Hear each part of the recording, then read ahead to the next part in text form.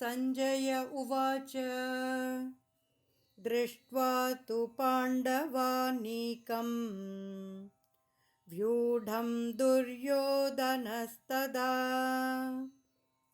आचार्यमुपसंगम्य राजा वचनमब्रवीत्।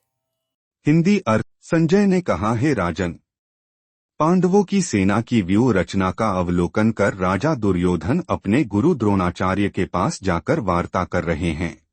संपूर्ण व्याख्या। धृतराष्ट्र इस बात की पुष्टि करना चाहता था कि क्या उसके पुत्र अब भी युद्ध करने के उत्तरदायित्व का निर्वहन करेंगे।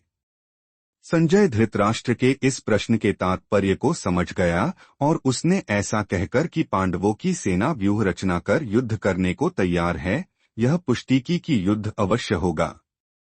फिर उसके पश्चात उसने वार्ता का विषय बदलते हुए यह बताया कि दुर्योधन क्या कर रहा था। धृतराष्ट्र का ज्येष्ठ पुत्र दुर्योधन निर्दयी और दुष्ट प्रवृत्ति का था। धृतराष्ट्र के जन्मांध होने के कारण व्यावहारिक रूप से हस्तिनापुर के शासन की बागडोर दुर्योधन के हाथों में थी। वह पांडवों के साथ अत्यधिक ईर्ष्या करता था और कठोरता से उनका दमन करना चाहता था ताकि वह हस्तिनापुर पर निर्विरोध शासन कर सके।